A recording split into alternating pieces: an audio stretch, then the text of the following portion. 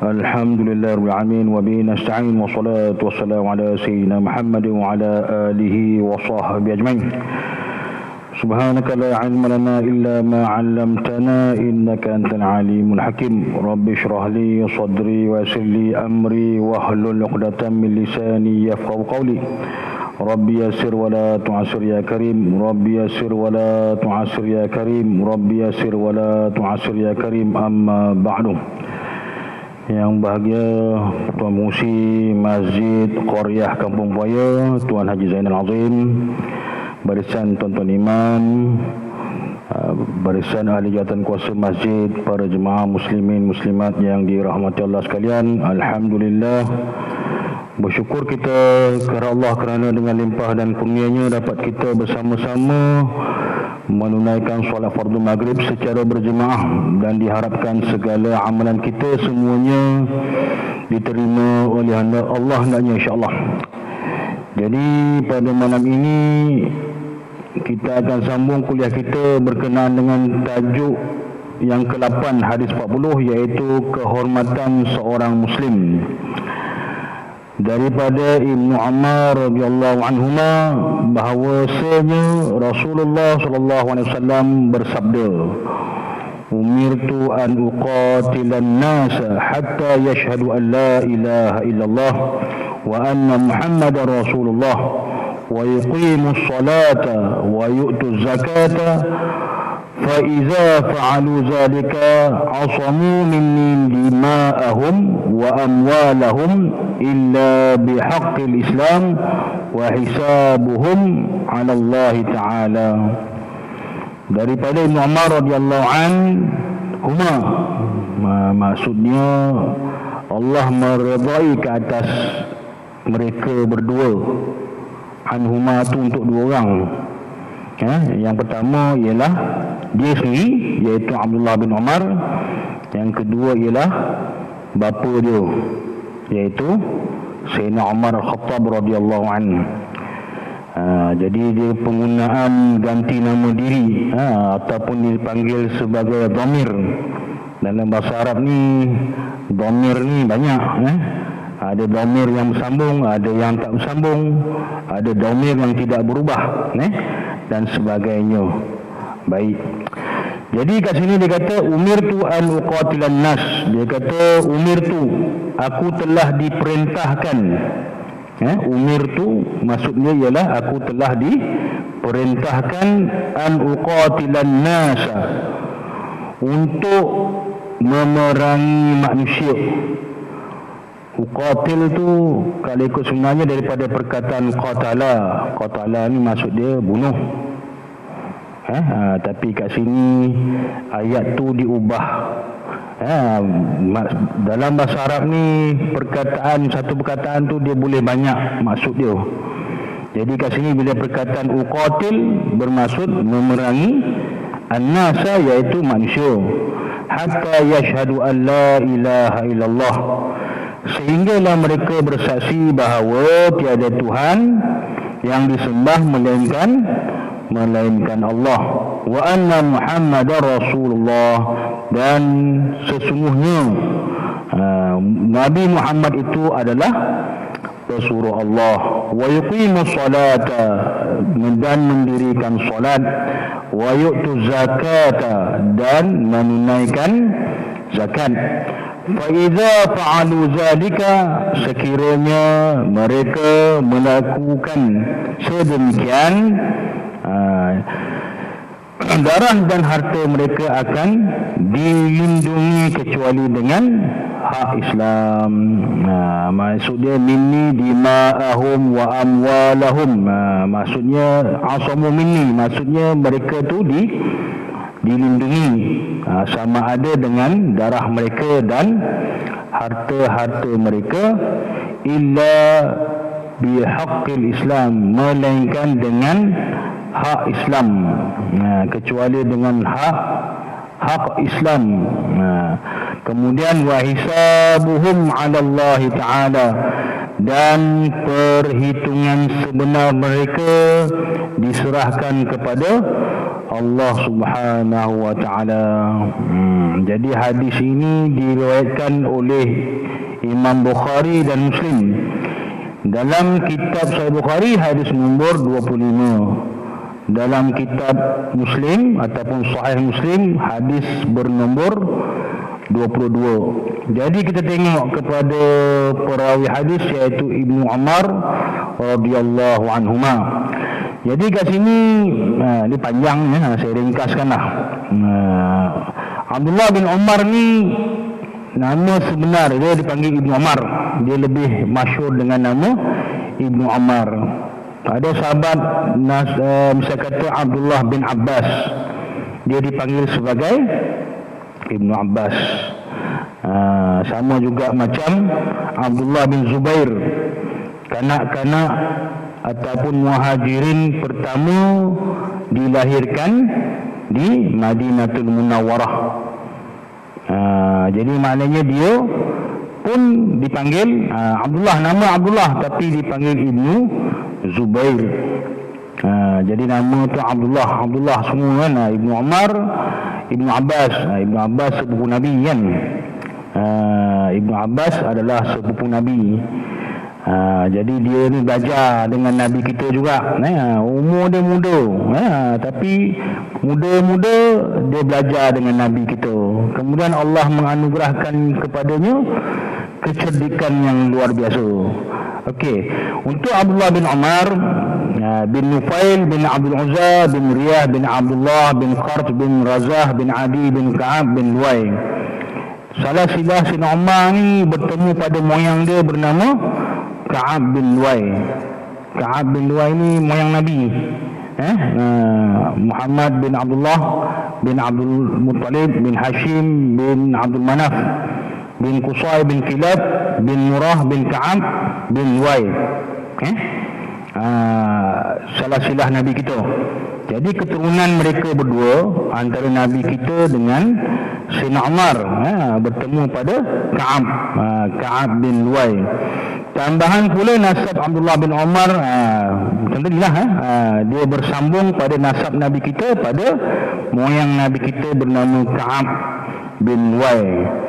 Setiap sahabat Nabi yang utama, contohnya Sayyidina Abu Bakar, Sayyidina Umar, Sayyidina Osman dan Sayyidina Ali, 4 orang yang utama ni masing-masing nasab dia memang ada bertemu dengan nasab keturunan Nabi kita. Okey. Kemudian kunyah beliau, gelaran beliau ialah Abu Abdurrahman, sebagaimana yang dinyatakan dalam kitab At-Tarajim bagi sahabat. Antaranya yang ditulis oleh Ibn Hajar Al-Asqalani. Dia ada kitab, dia banyak kitab. Ada kitab tu nama dia Al-Isabah.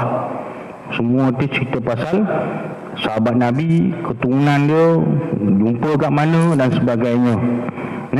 Tu antara kitab-kitab lama lah. Kita ni beruntung sebab orang dulu dah buat, kita ni hanya cari je, benda dah sedia. Tapi tak cari tak jumpa kan. Baik, jadi beliau adalah anak kepada khalifah kedua Islam iaitu Sayyidina Umar bin Al-Khattab radhiyallahu anhuma. Sayyidina Umar pula anak dia, anak perempuan dia Hafsah berkahwin dengan Nabi kita juga.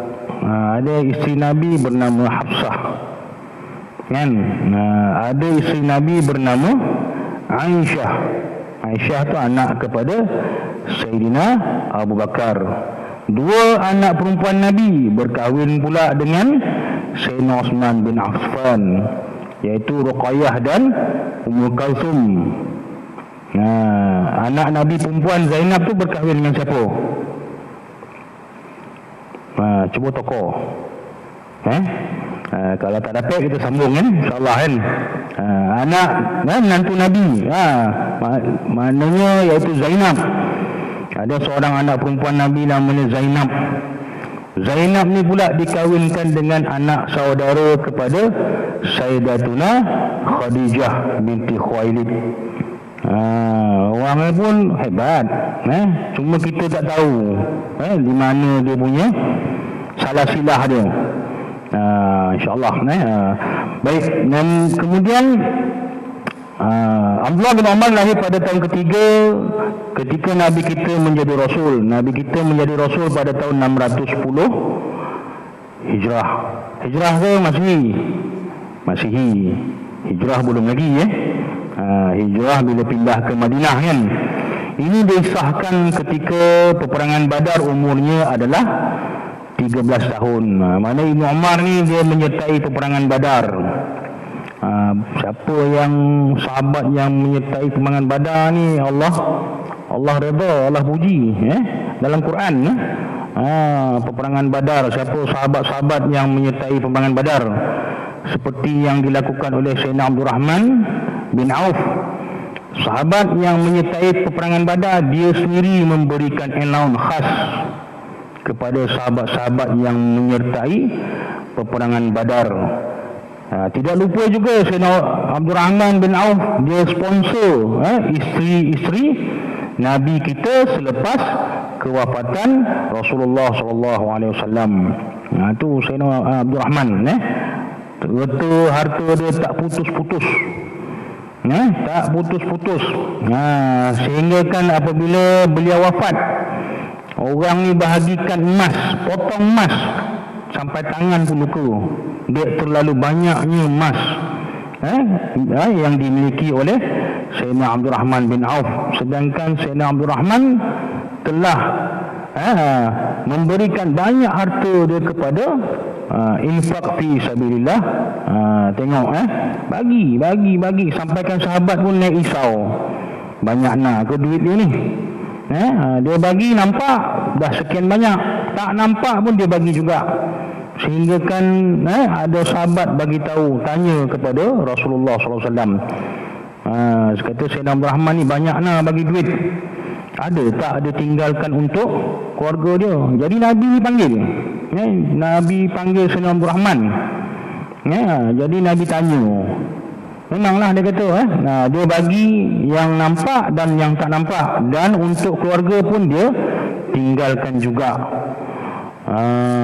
Maknanya dia terlalu banyak harta dia, sehingga kan orang lain pula risau. Macam kafilah yang datang ke Madinah semasa Madinah kemarau. Sedangkan Madinah ni negara 4 musim. Satu bandar 4 musim. Macam kita hujan, panas, hujan. Tapi Madinah ni dia ada salji. Dia ada musim sejuk. Macam sekarang ni sejuk kan ni, di Madinatul Munawwarah. Jadi maknanya pada musim sejuk, orang banyak yang kadang-kadang kelaparan dan sebagainya. Tapi Sayyidina Abdul Rahman ni dia kadang-kadang dia beli kafilah yang dipenuhi dengan pelbagai keperluan untuk orang-orang Islam di Madinah.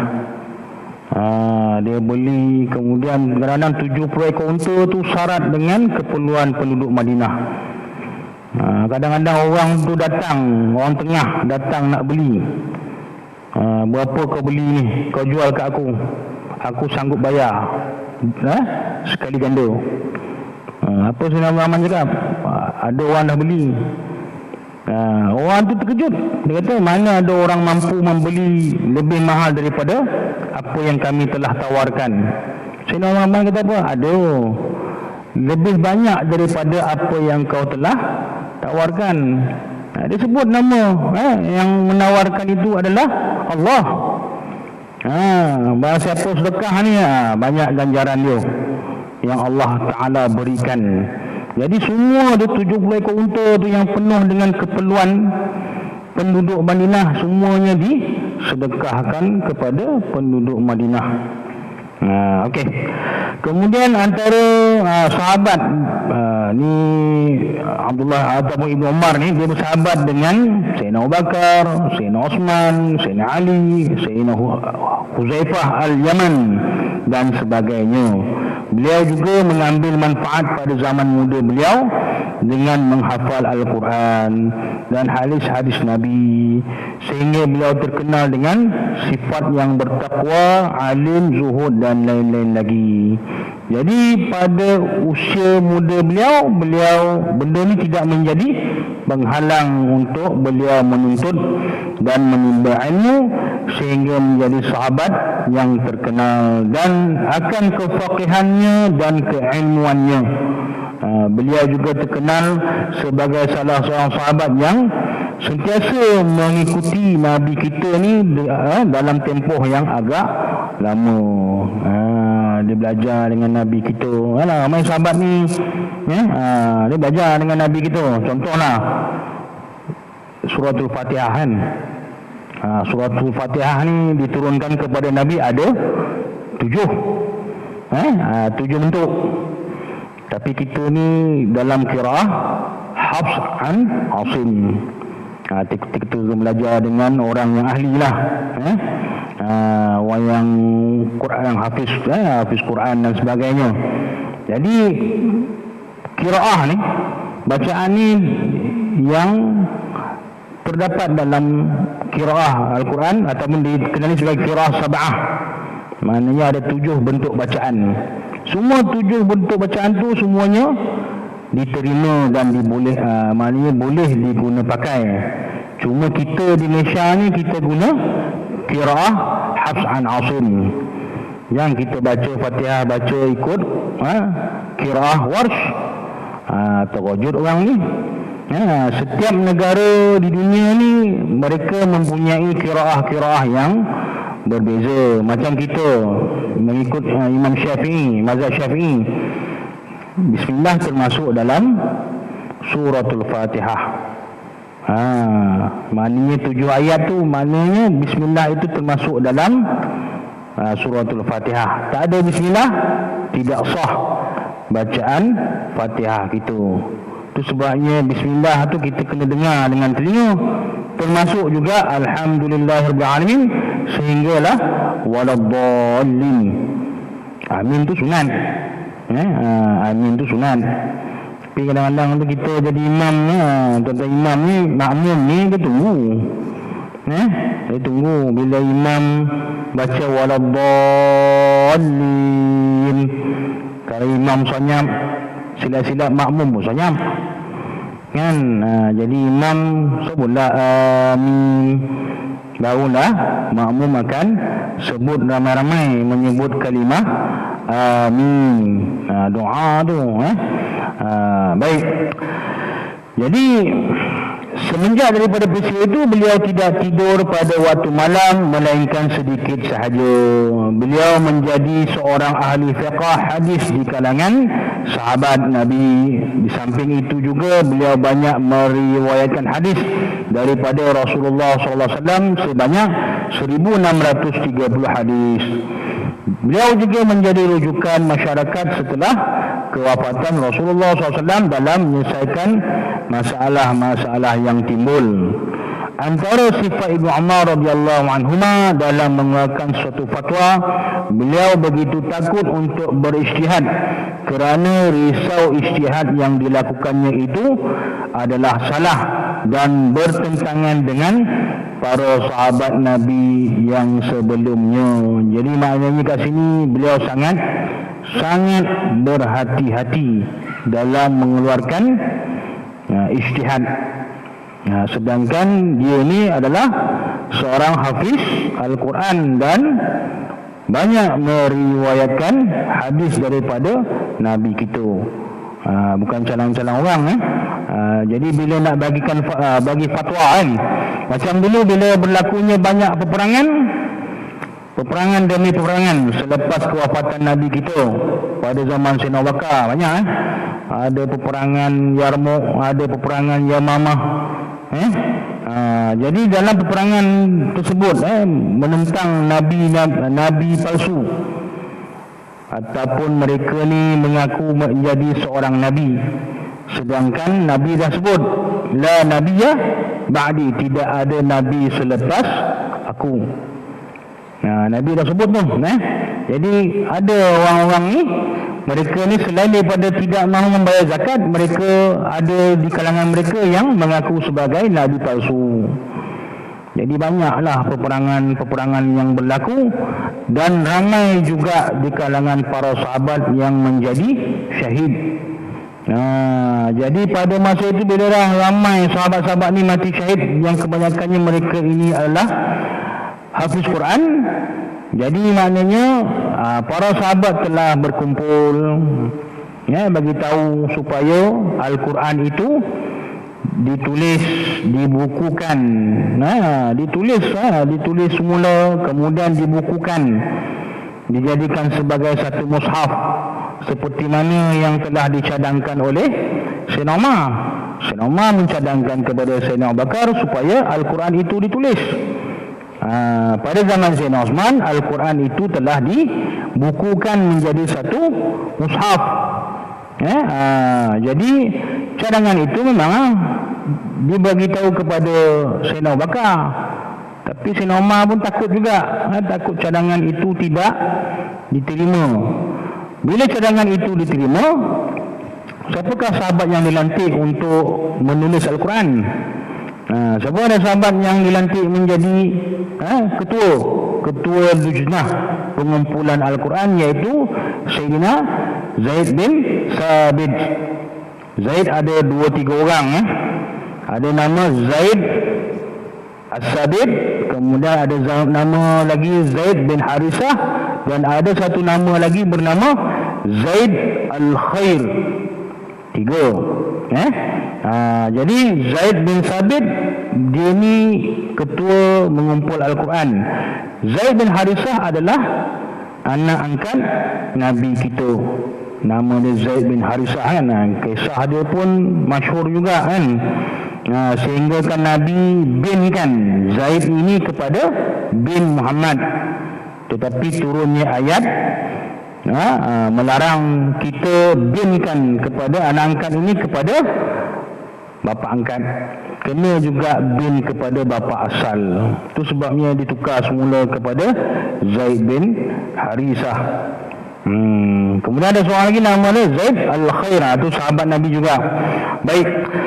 Jadi ada imam sekalian manusia di sisi kami setelah Zaid bin Sabit adalah Abdullah bin Umar. Ini yang telah diberitahu oleh Imam Malik bin Anas. Imam Malik bin Anas adalah pengasas mazhab Maliki. Beliau duduk di kota Madinah juga. Dia ni pun susur galur keturunan dia sampai kepada Anas bin Malik. Balik-balik je. Malik bin Anas, Anas bin Malik kan. Ni pun masyhur juga. Dia kita 4 mazhab. Mazhab Hanafi, mazhab Maliki, mazhab Syafi'i dan mazhab Hanbali. Hanafi iaitu Abu Hanifah. Kemudian Maliki, Imam Malik bin Anas. Dia ni pun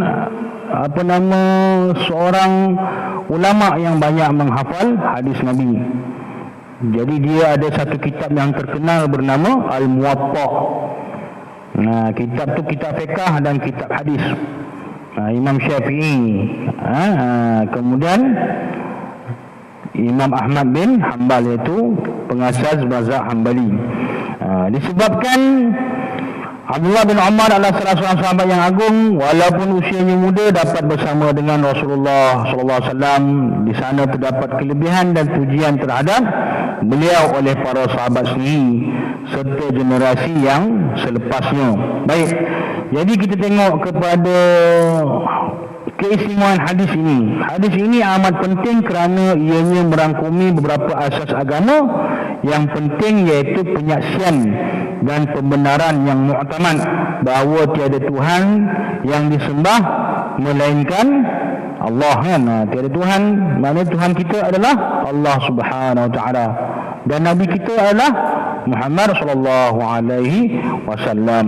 Mendirikan solat seperti mana yang telah diperintahkan, mengeluarkan zakat, kemudian kita berpuasa fardu di bulan Ramadan, kemudian mengeluarkan zakat kepada orang yang berhak menerimanya. Jadi Ibnu Daqiq Al-Aid berkata hadis ini amat berharga, termasuk salah satu daripada prinsip Islam. Sebab kadang-kadang ada hadis ni, ada kata-kata pendek ini dijadikan sebagai kaedah fiqhiyah. Ada satu subjek, satu ilmu nama dia qawaidul fiqhiyah. Banyak ribuan kaedah. Diambil daripada satu kaedah tu kemudian dipecah-pecahkan. Jadi benda tu lah jadi kaedah. Sampailah kepada kita macam semayang semayang kita macam mana? Mazhab Syafi'i, Allahu Akbar. Tangan letak ke mana? Tangan letak di atas pusat. Ada tu atas pusat, ada tu dekat pusat, ada tu bawah pusat. Kan? Semua boleh pakai.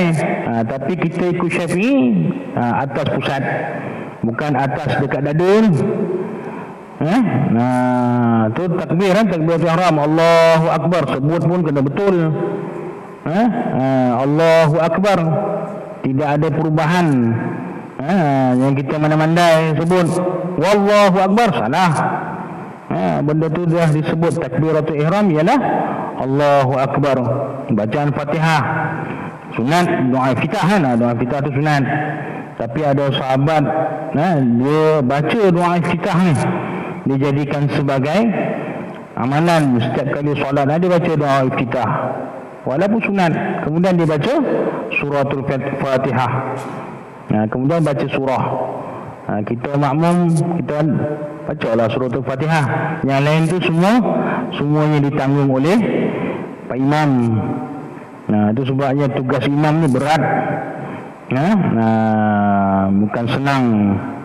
Jadi makmum tak apalah, ada kekurangan ianya ditampung oleh imam, insya-Allah kan. Kemudian yang pertama, hadis ini cukup mulia yang menjadi salah satu kaedah agama. Sama macam tadi juga, seperti mana yang dikatakan oleh Ibnu Daqiq Al-Aid. Benda ni jadi kaedah dalam agama. Itu sebabnya siapa yang tidak mahu membayar zakat dikira murtad. Kalau zaman Sayyidina Abu Bakar tak bayar zakat. Kalau kita tak semayang, lagilah. Ni tak bayar zakat tu dah dikira murtad. Tu ijtihad yang telah dibuat oleh Sayyidina Abu Bakar bersama dengan beberapa sahabat ni. Sahabat ni dah berkumpul, diberikan pendapat, pandangan. Tak puasa bulan Ramadan sama kan? Tapi yalah, semua itu mengikut kepada perubahan zaman, banyak diringankan. Kalau kita tengok pada zaman sahabat tak ada curi, cukup dia punya saksi, bukti dan sebagainya, potong tangan, potong. Itu sebabnya pada zaman sahabat jarang sangat berlaku perkara-perkara yang tidak diingini. Zina pun macam tu juga. Tahu dah bila berzina 100 kali sebatan. Kalau dia berkahwin, muhsan dipanggil dalam bahasa Arab. Muhsan direjam sampai mati. Semua tu. Itu sebabnya bila tahu tak nak buat. Tapi ada juga yang tampil mengaku. Kalau dia curi, dia beritahu aku curi.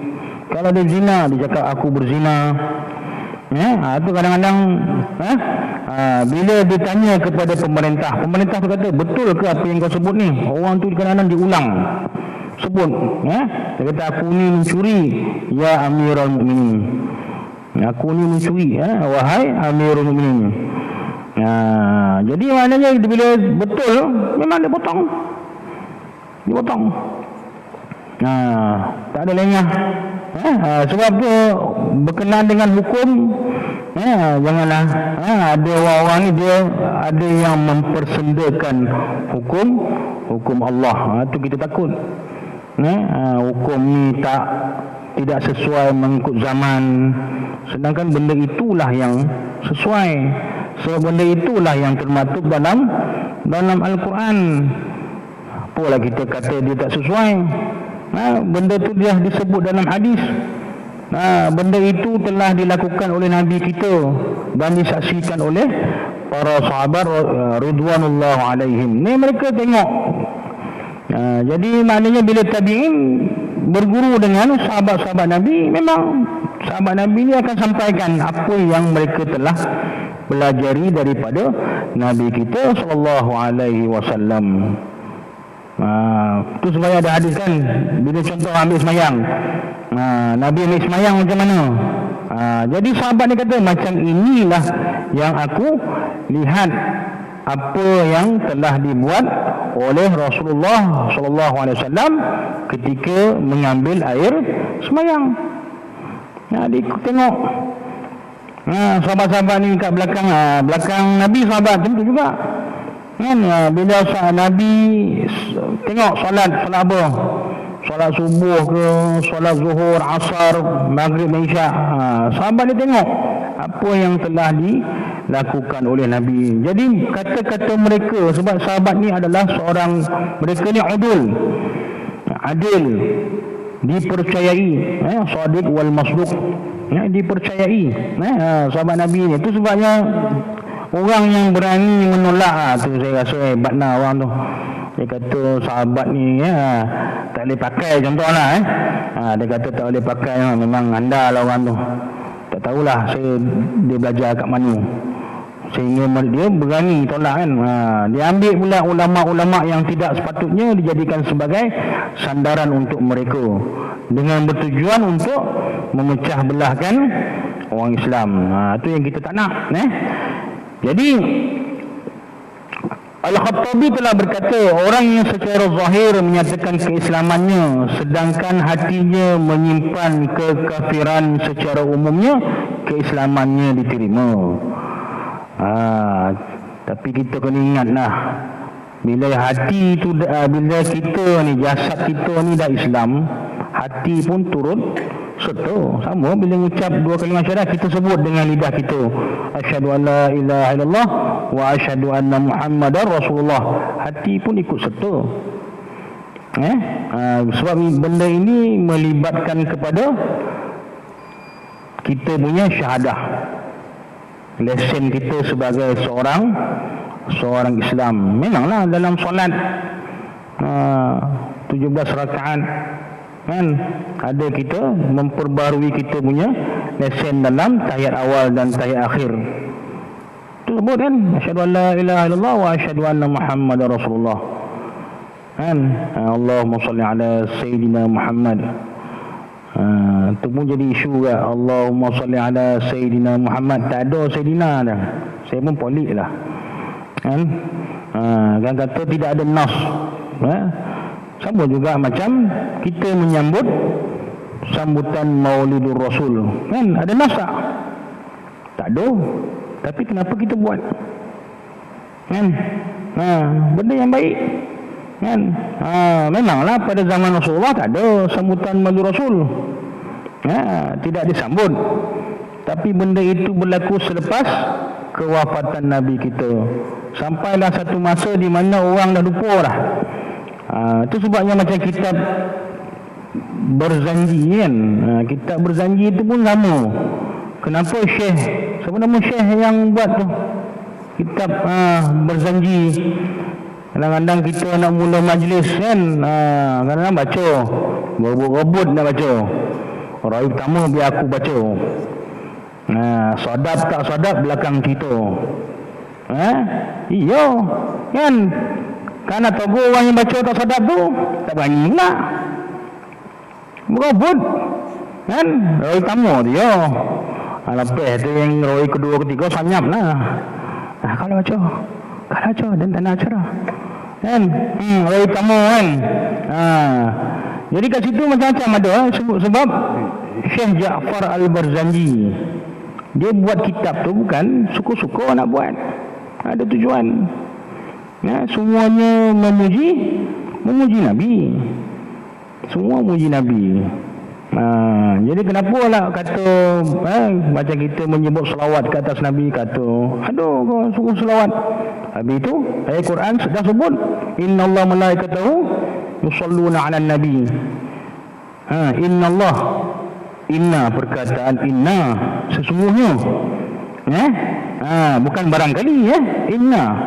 Benda tu lafaz takkid, menunjukkan sesungguhnya Allah dan para malaikatnya mengucapkan selawat dan salam ke atas junjungan kita Nabi Muhammad SAW. Kadang-kadang orang ni mana-mana kan, benda tu dah termaktub, disebut. Kata setiap hari Jumaat kita banyakkanlah selawat kan, tapi kadang ada juga kan, tak apa. Jadi Ibnu Syihab Az-Zuhri meriwayatkan daripada Hanzalah bin Ali Al-Asqa bahawa Abu Bakar As-Siddiq telah mengutuskan Khalid Al-Walid dan menyuruh agar memerangi manusia disebabkan 5 perkara. Sesiapa yang meninggalkan salah satu daripada kelima-lima perkara tersebut, maka perangilah meninggalkan salah satu. Tengok tu, kalau dia tak puasa ataupun dia tak nak bayar zakat, 5 perkara ni kan, rukun Islam ni, tengok salah satu tinggal pegang. Khalid Al-Walid ni untuk mengetahui tuan-tuan dan puan-puan yang dirahmati Allah sekalian, dia ni memang seorang yang hebat. Setiap peperangan yang disertai oleh beliau tidak pernah kalah. Itu sebabnya beliau digelar sebagai Saifullah, pedang Allah. Bukan main-main. Khalid Al-Walid, sejarah dia pun sama. Tengok dalam peperangan Uhud kan, peperangan Uhud, dia tengok bukit tu kosong, tengok dia menggunakan tentera berkuda, tengok bukit Uhud kosong, dia patah balik. Itu sebabnya dalam peperangan, bila pada zaman Sayyidina Abu Bakar melantik Sayyidina Khalid Al-Walid menjadi ketua panglima tentera. Yang tu. Tapi pada zaman Sayyidina Umar Khattab, beliau telah dilucutkan jawatan sebagai ketua. Siapakah dilantik menggantikan beliau? Yalah, dah turun mesti ada orang ni kan, takkan dah turun tak ada ketua. Siapa ada tuan-tuan? Tak apalah kita fikir kan. Sebab Khalid Al-Walid ni, apa tujuan Sayyidina Umar lucutkan jawatan? Sebab tidak mahu tentera Islam terpesong akidah. Kerana setiap peperangan yang mereka sertai, menang pula tu, takut kemenangan itu kemenangan sebab Khalid, bukan sebab Allah. Itu sebabnya Sayyidina Umar telah melucutkan jawatan Sayyidina Khalid Al-Walid sebagai ketua. Sebab takut. Memang setiap peperangan menang, tak ada kalah. Punya bijaknya Sayyidina Khalid ni dalam strategi ketenteraan. Bukannya suka-suka Nabi panggil dia Saifullah. Sama juga macam Sayyidina Hamzah kan. Ada tiba-tiba Sayyidina Hamzah kata akulah Asadullah, tak ada. Macam Sayyidina Abu Bakar digelar As-Siddiq kan, dia juga tidak. Semua gelaran-gelaran itu memang bukan dipanggil suka-suka, ada sebab dan ada tujuan. Itu sebabnya Nabi kata sahabat ini ibarat seperti Hawari kan, pelindung Nabi. Memang dalam peperangan para sahabat memang melindungi Nabi daripada takutlah Nabi dibunuh dan sebagainya. Jadi mereka mengepung ataupun menjadikan tubuh badan mereka sebagai perisai untuk melindungi Nabi sallallahu alaihi wasallam. Okey.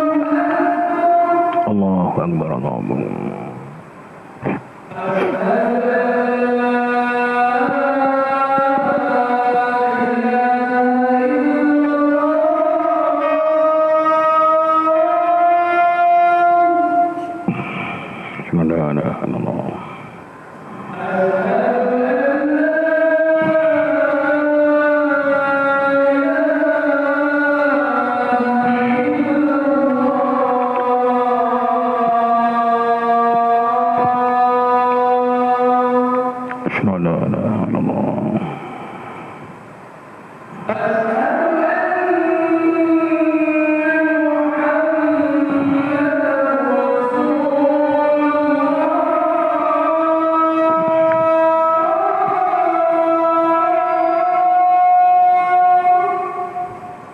anna Muhammad Rasulullah.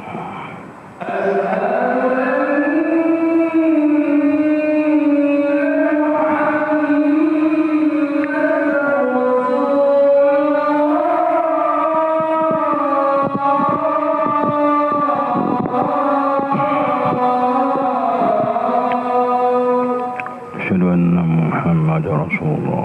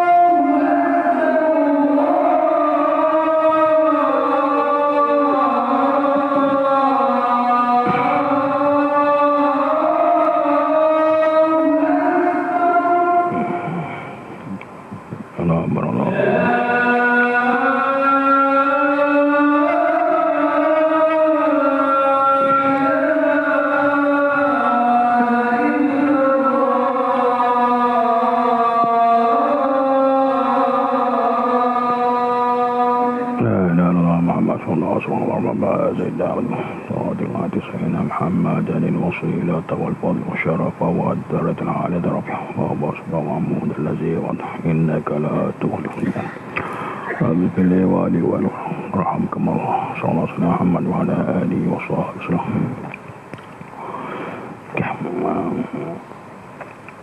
Kemudian kita tengok kepada kitab ini juga, Allah Subhanahu Wa Taala mengetahui segala rahsia dan dialah yang melakukan perhitungan terhadapnya.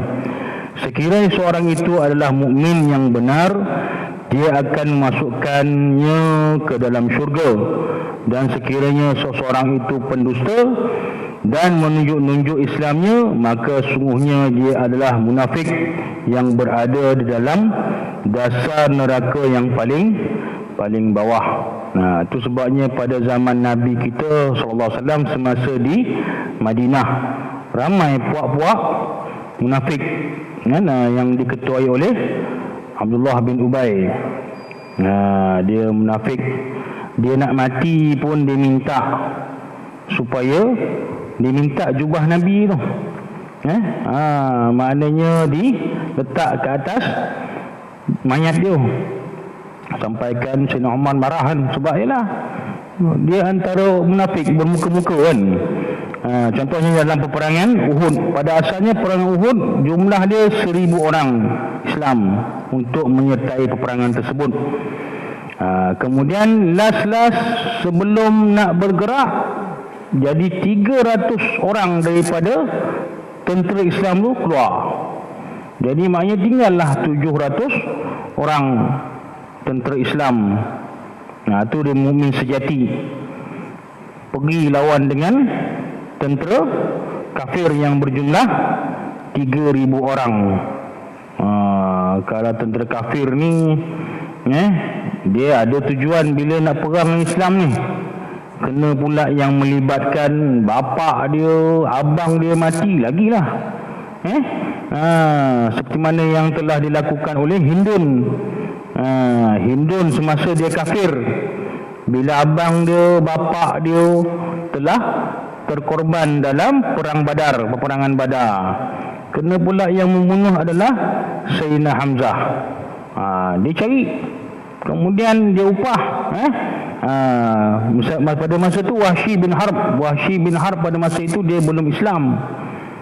Wahsy bin Harb ni hamba berkulit hitam, jadi dia ni mahir main tombak. Dia cakap tu dalam banyak riwayat dalam kitab tu disebut, dia adalah pelempar tombak yang tepat, tidak pernah meleset. Setiap kali dia baling memang tepat sasaran dia.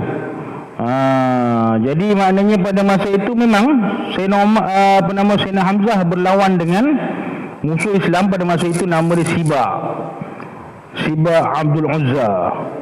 Dia ni anak kepada tukang sunat wanita. Sayyidina Hamzah ni dia pandai agak provok. Dia kasih panas tu pandai. Meh lawan, wahai anak tukang sunat wanita, dia kata. Yalah, dia tahu mereka dikenal sama-sama kat Mekah kan, kenal lah. Jadi kawan ni marah, musuh. Jadi tak sempat. Belum apa-apa lagi dah ditebas oleh Sayyidina Hamzah. Jadi pada masa itu Wahsy dia telah memastikan bahawa tombak yang dibaling tu tepat kepada sasaran. Bila dia dah bunuh Sayyidina Hamzah dah bunuh Siba ni tadi, jadi dia pun menggoncangkan tombak, kemudian dia baling tombak tu kena kepada badan Sayyidina Hamzah. Jadi bila kena badan Sayyidina Hamzah, ada kata tembus, ada kata banyak, tembus sampai ke peha pun ada. Dalam kitab dalam kitab Syiaru A'lamun Nubala ada tu, dalam kitab, banyak kitab lah. Jadi dalam kitab tu diceritakan tentang sirah kan. Jadi pada masa itu juga bila Sayyidina Hamzah syahid, dia pula pastikan bahawa Sayyidina Hamzah dah betul-betul mati. Kemudian dia bagi tahu kepada Hindun, dia kata Hamzah sudah mati. Itu bila Hindun pula dia cari jumpa, tu dia belah perut Sayyidina Hamzah, cungkil mata, kemudian dia potong hidung, dia potong telinga, dia ambil hati Sayyidina Hamzah tu, kemudian dia nak kunyah. Tapi yalah kan, mayat para syuhada ni Allah akan pelihara sampai hari kiamat. Tu kelebihan orang mati syahid, Allah akan pelihara sampai hari kiamat. Itu sebabnya bila dah selesai, memang Wahsy pernah bertemu dengan Nabi kita. Nabi kata, adakah engkau ini Wahsy? Wahsy pun kata, ya Rasulullah. Sebab masa tu dia telah mengucap 2 kalimah syahadah. Nabi pula cakap apa? Ceritakan macam mana engkau membunuh Hamzah. Jadi memang Wahsy telah menceritakan kepada Rasulullah SAW secara detail. Dan sesudah itu Nabi kata apa? Mulai hari ini kau palingkanlah wajahmu daripada aku. Maknanya Nabi tak nak tengok muka Wahsy, sebab Nabi takut bila tengok muka Wahsy, Nabi akan teringatkan kepada Sayyidina Hamzah. Jadi yalah, tu sebabnya Wahsy bila ada pertemuan antara Nabi dengan para sahabat, Wahsy dia pergilah, dia jauh tengok, dia perhatikan Nabi kita daripada jauh. Jadi mungkin setakat di sini saja kuliah kita pada malam ini. Sekiranya tersilap, terkasar bahasa dan sebagainya, saya memohon maaf. Aqulu qawli hadza wa astaghfirullahal azim wa billahi taufiq wal hidayah. Wassalamu alaikum warahmatullahi taala wabarakatuh. Bismillahirrahmanirrahim.